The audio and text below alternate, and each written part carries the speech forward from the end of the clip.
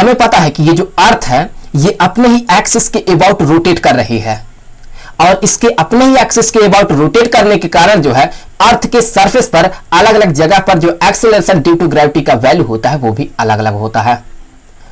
तो आज के इस वीडियो में हम ये देखेंगे कि अर्थ के रोटेशन के कारण जो एक्सेलरेशन ड्यू टू ग्रेविटी का वैल्यू होता है वो किस तरह से वेरी करता है और इसके लिए इक्वेशन क्या है। तो यहां फिगर में देखें तो ये हो गया अर्थ, और हमने ये मान लिया कि ये जो साइड आपको दिख रहा है ये है यहां पर नॉर्थ पोल, और नीचे जो है यहां पर ये जो साइड आपको दिख रहा है ये है साउथ पोल। और ये जो अर्थ है ये अगर आप ऊपर से देखें तो ये एंटी क्लॉकवाइज डायरेक्शन में रोटेट कर रही है। जिस एंगुलर स्पीड से ये रोटेट कर रही है उसे हमने मान लिया कि वो है ओमेगा। तो अगर मान लें कि ये जो अर्थ है ये रोटेट नहीं कर रहा है तो उस केस में अगर एक ऑब्जेक्ट आप यहां पर रखते हैं तो ये जो ऑब्जेक्ट है ये नीचे की तरफ, मतलब सेंटर की तरफ मुझे कहना चाहिए, सेंटर की तरफ जितना एक्सेलरेशन ड्यू टू ग्रेविटी को ये फील करेगा exactly same acceleration due to gravity को जो है हर जगह पर फील करेगा। अगर आप ऑब्जेक्ट को यहां पर रखते हैं तो इतना ही एक्सेलरेशन ड्यू टू ग्रेविटी जो है यहां पर सेंटर की तरफ यहां भी फील करेगा। तो ये जो है ये वेरी नहीं करेगा। कब? जब ये अर्थ रोटेट नहीं करेगा तब। लेकिन अगर अर्थ रोटेट करेगा तो फिर ये जो एक्सेलरेशन ड्यू टू ग्रेविटी का वैल्यू है वो हर जगह पर सेम नहीं रहेगा, वो वेरी करेगा। तो किस तरह से वेरी करेगा और इसका लिए फार्मूला क्या है इसी पे हम आज बात करेंगे। तो ये हो गया अर्थ का सेंटर। अब मैं क्या करूंगा, मैं यहां पर एक लाइन ड्रॉ करूंगा जो कि अर्थ के सेंटर से ही होके पार होगा, कुछ ऐसे। तो अब यहां पर आगे बढ़ने से पहले हमें एक चीज और समझना होगा जो कि है लैटिट्यूड। हर एक जगह का जो लैटिट्यूड होता है वो अलग अलग होता है।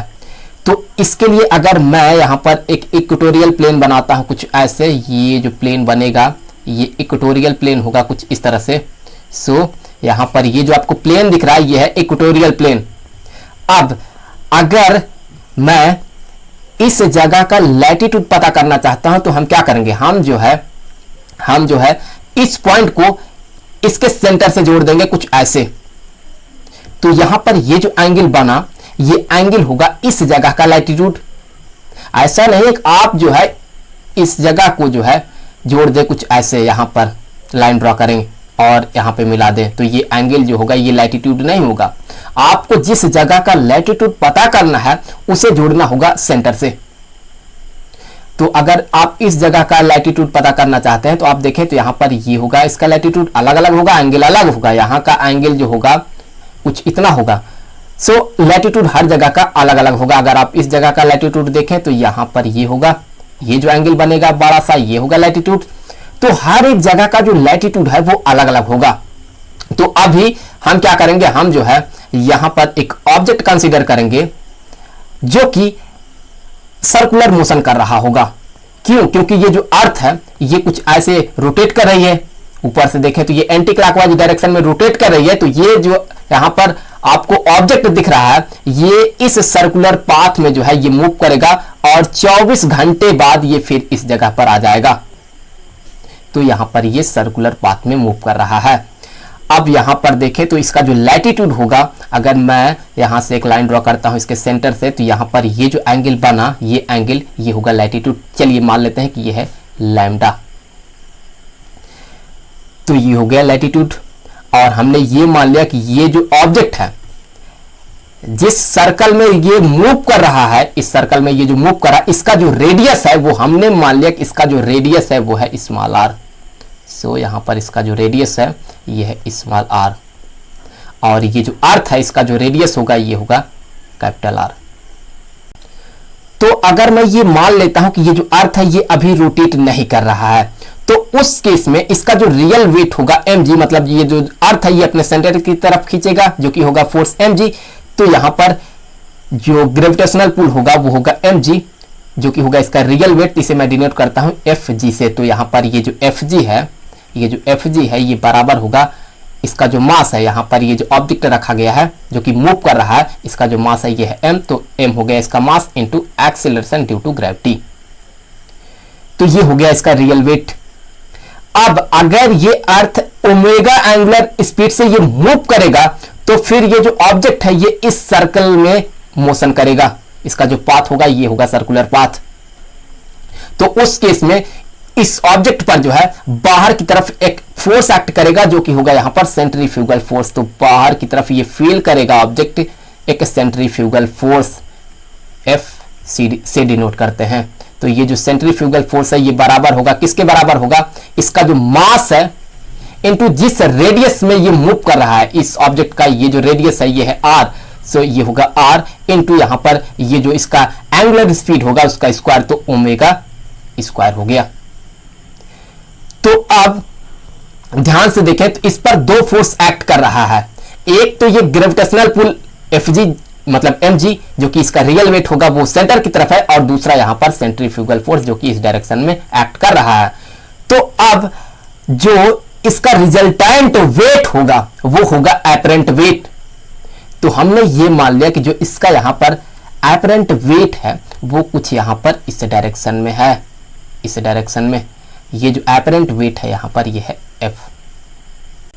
तो यहां पर ये जो f है ये किसके बराबर होगा, तो यहां पर ये जो f है ये बराबर होगा किसके बराबर होगा, इस ऑब्जेक्ट का जो मास है वो है m इनटू इस डायरेक्शन में जो एक्सेलरेशन ड्यू टू ग्रेविटी को ये फील करेगा वो अब g नहीं होगा बल्कि कुछ और ही होगा। तो हमने मान लिया कि ये है g डैश, ये जो g डैश है ये हो गया apparent acceleration due to gravity. और हमें इसी को तो पता करना है कि जब ये रोटेट कर रहा है अर्थ तो ये ऑब्जेक्ट कितना एक्सेलरेशन ड्यू टू ग्रेविटी को फील कर रहा है, जो कि हमने माना है g डैश, और इसी को हमें जो है पता करना है।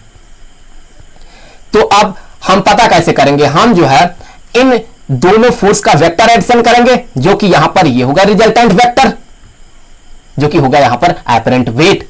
इन दोनों का जो रिजल्टेंट वेक्टर होगा वही होगा एपरेंट वेट। तो हम जो है इन दोनों का करेंगे वेक्टर एडिशन। सो यहां से हम ये कह सकते हैं, हम यहां से ये कह सकते हैं कि वेक्टर एफ ये बराबर होगा किसके बराबर होगा, ये बराबर होगा यहां पर vector F G plus vector F C के। तो अब हमें जो है इसका मैग्नीट्यूड बताना है। तो यहां पर हमें पता है कि जब दो वेक्टर का हम रिजल्टेंट वेक्टर पता करते हैं तो उसके लिए एक फार्मूला है। वो फार्मूला क्या है, वो फार्मूला है यहां पर हम क्या करेंगे, हम लिखेंगे यहां पर f बराबर स्क्वायर रूट ऑफ यहां पर हम लिखेंगे fg का स्क्वायर, fg का यहां पर होगा स्क्वायर प्लस fc का स्क्वायर, fc का square plus 2fg into fc into cosine of angle between them. तो अब यहां पर fg और fc के बीच में एंगल कितना है, तो आप ध्यान से देखें। तो अगर ये एंगल यहां पर लैम्डा है तो ऑब्वियसली यहां पर ये जो एंगल होगा ये भी होगा लैम्डा। तो अब अगर आप देखें तो यहां पर ये जो टोटल एंगल होगा ये होगा 180 डिग्री, और उसमें से ये एंगल अगर लैम्डा बना तो फिर यहां पर ये जो एंगल होगा, ये वाला जो एंगल होगा ये होगा 180 डिग्री माइनस लैम्डा, लैम्डा घट जाएगा। तो यहां पर ये जो एंगल बना, यहां पर ये जो एंगल बना ये होगा यहां पर 180 डिग्री माइनस लैम्डा के। तो यहां पर हम लिखेंगे cosine of 180 degree minus lambda के। तो अब यहां से आगे बढ़ते हैं, यहां से आगे बढ़ेंगे, हम लिखेंगे यहां पर square root of F G का जो वैल्यू है ये है एम जी, तो इसका स्क्वायर होगा तो यहां पर होगा एम स्क्वायर जी स्क्वायर प्लस एफ सी का ये वैल्यू है एम आर ओमेगा स्क्वायर। तो यहां पर ये हो गया एम आर ओमेगा स्क्वायर। तो अगर मैं इसका स्क्वायर करता हूं तो फिर यहां पर ये हो जाएगा M square R square omega का पावर 4 हो जाएगा। फिर प्लस 2 हमें जो है F G into F C करना है, तो हम क्या करेंगे, हम जो है यहां पर इसको इसके साथ मल्टीप्लाई करेंगे तो यहां पर हो जाएगा M square, so M square into यहां पर ये होगा G into R into omega square.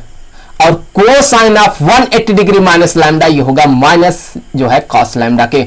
So यहां पर ये होगा माइनस कॉस लैम्डा के। तो हम इसी को कुछ ऐसा लिख सकते हैं, सीधा सीधा हम लिख देंगे यहां पर कोसाइन ऑफ लैम्डा, और हम क्या करेंगे, हम यहां पर जो है इसे हटा करके कर देंगे माइनस। सो ये हो गया माइनस। अब हम क्या करेंगे, अब हम यहां पर जो है f के जगह पर भी हमें वैल्यू पुट करना चाहिए था। f का जो वैल्यू है ये है mg डैश। सो ये है mg डैश। अगर आप यहां पर देखें तो m स्क्वायर सब में है, तो हम m स्क्वायर को यहां पर कॉमन आउट कर सकते हैं। तो अगर मैं यहां पर m स्क्वायर को कॉमन आउट करता हूं, फिर मैं इसे स्क्वायर रूट से बाहर ले जाता हूं, तो यहां पर होगा m। सो ये m यहां पर इस m के साथ कैंसिल हो जाएगा। तो यहां से हम ये कह सकते हैं कि m स्क्वायर यहां से जो है ये वाइनिश कर जाएगा। सो m जो है यहां पर m स्क्वायर को यहां से जो है हम कहते हैं कि ये कैंसिल कर दिया। तो हमें आगे क्या मिला, हमें आगे मिला g डैश, ये बराबर हो जाएगा यहां पर square root of g square. So यहां पर ये होगा g square plus r square omega to the power 4 minus यहां पर होगा 2g r omega square cosine of lambda के। तो अब यहां पर देखिए ये जो ओमेगा है ये तो है इसका एंगुलर स्पीड। ओमेगा जो है यहां पर देखें तो ये जो ओमेगा है ये बराबर किसके होगा, यहां पर ये होगा 2 पाई डिवाइडेड बाय, मतलब 2 पाई रेडियन जो घूमता है वो 24 घंटे में घूमता है। तो 24 घंटे को अगर हम सेकंड में कन्वर्ट करते हैं तो ये होगा 24 इंटू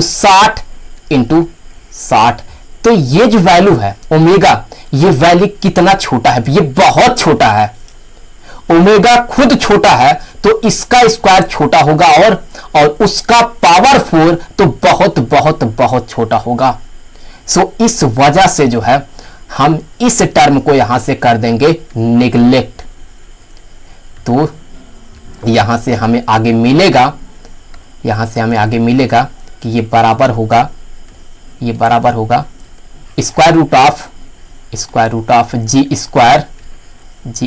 हम इस टर्म को तो यहां से निगलेक्ट कर रहे हैं, तो यहां पे हमें आगे मिलेगा ये वाला टर्म। सो ये होगा 2g r omega square cosine of lambda के। तो ये हो गया g डैश।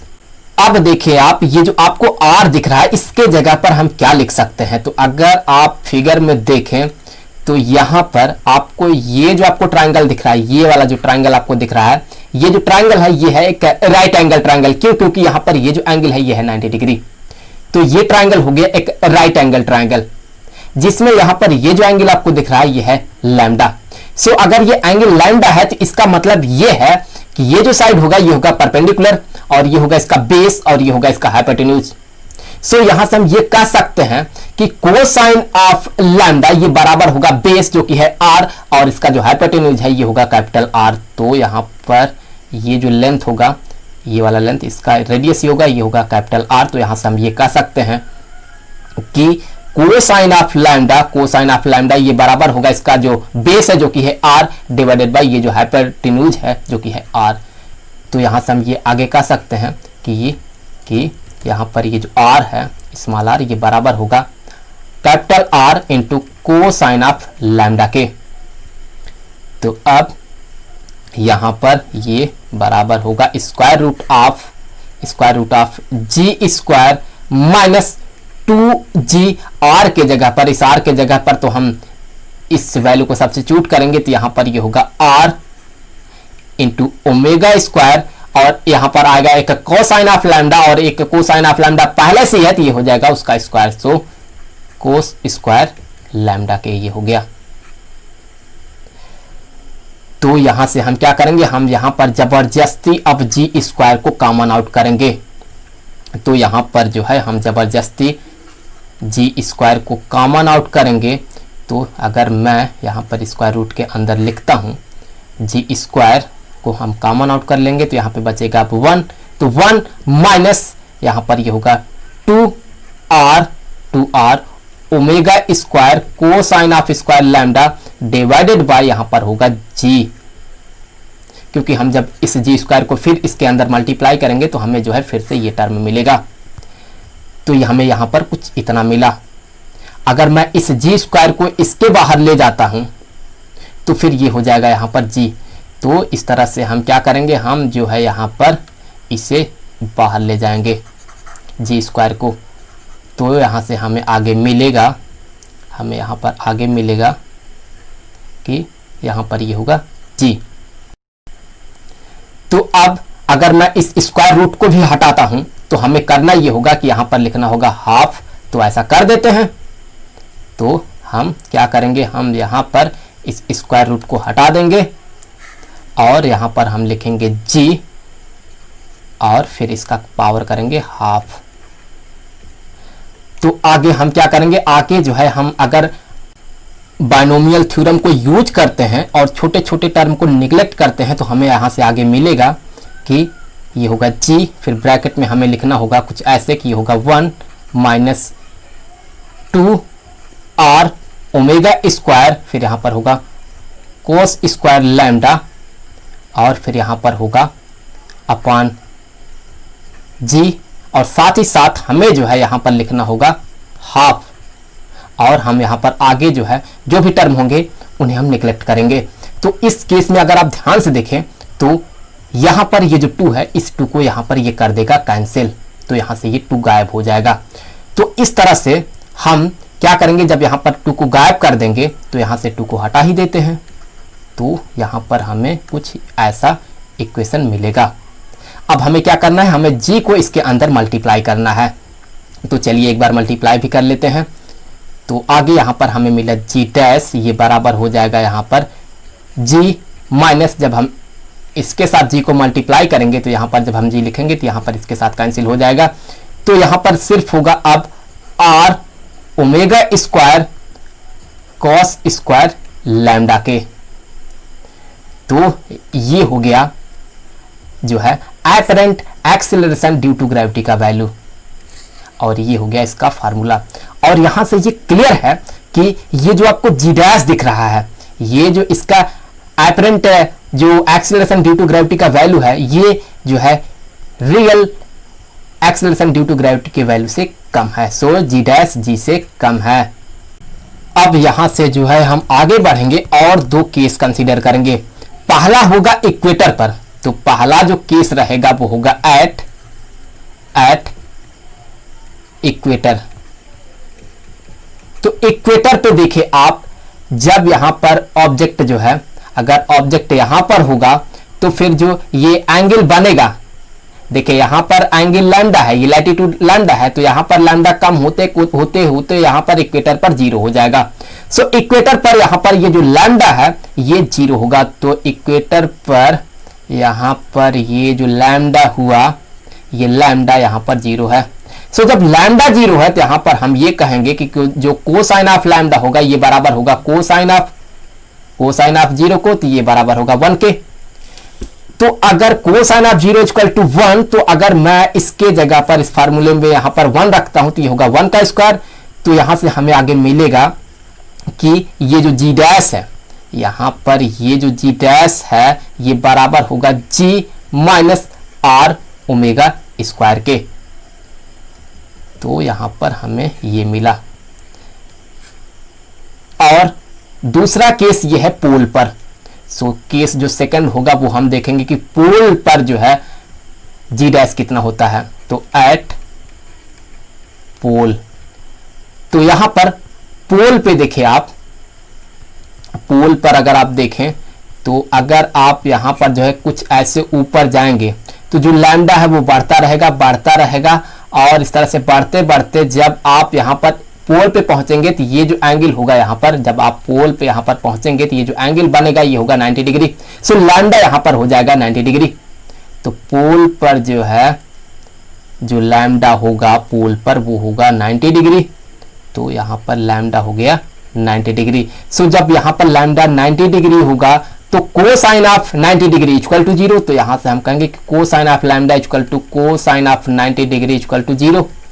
तो जब cosine of 90 degree equal to 0, तो अगर मैं इस फार्मूले में यहां पर बैठाता हूं तो फिर यहां पर ये जो टर्म है ये वाइनिस कर जाएगा, यहां से ये गायब हो जाएगा। सो हमें सिर्फ मिलेगा जी। तो यहां से ये जो जी डैश है, ये जो जी डैश है, ये बराबर हो जाएगा जी के। तो इसका मतलब ये है कि पोल पर, यहां पर चाहे ये अर्थ रोटेट करे या फिर ना करे, हमेशा जो यहां पर एक्सेलरेशन ड्यू टू ग्रेविटी का वैल्यू होगा वो सेम रहेगा, यहां पर वेरी नहीं करेगा, यहां पर उतना ही रहेगा। लेकिन जैसे जैसे जो है हम पोल से इक्वेटर की तरफ आते हैं, वैसे वैसे जो एक्सेलरेशन ड्यू टू ग्रेविटी का वैल्यू है वो घटता चला जाता है, और सबसे कम जो एक्सेलरेशन ड्यू टू ग्रेविटी का वैल्यू होता है वो यहां पर होता है इक्वेटर पर। ऐसा क्यों होता है? क्योंकि आप देखें तो अगर ऑब्जेक्ट जो है यहां पर होगा तो इसका जो सर्कुलर मोशन होगा वो कुछ ऐसा होगा, और इसका रेडियस सिर्फ इतना होगा। रेडियस कम होगा तो सेंट्रीफ्यूगल फोर्स कम होगा, तो जब सेंट्रीफ्यूगल फोर्स कम होगा तो जो ये mg है वो ज्यादा होगा, और जब mg ज्यादा होगा तो जो एक्सेलरेशन ड्यू टू ग्रेविटी का वैल्यू है वो भी ज्यादा होगा। और जब यहां पर रोटेट करेगा तो इसका जो रेडियस है वो और बढ़ जाएगा, तो जब और बढ़ेगा तो जो सेंट्रीफ्यूगल फोर्स है वो और बढ़ेगा। जब सेंट्रीफ्यूगल फोर्स बढ़ेगा तो फिर जो mg है वो घटेगा, जब mg घटेगा तो g का वैल्यू भी घटेगा। और जब यहां पर इक्वेटर पर होगा तो इसका जो सर्कुलर मोशन होगा वो कुछ इतना होगा, कुछ ऐसे होगा।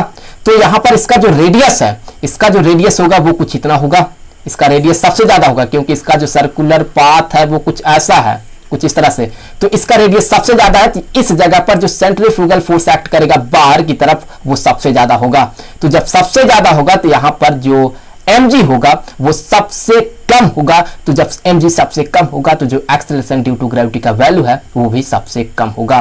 तो यहां से हम ये कह सकते हैं कि इक्वेटर पर जो ये जो जी डैश है, इक्वेटर पर ये जो जी डैश है ये होता है मिनिमम, और पोल पर ये होता है मैक्सिमम। तो इस वीडियो में इतना ही। अगले वीडियो में जो है हम किसी नए टॉपिक पे बात करेंगे, तो मिलते हैं आपसे अगले वीडियो में।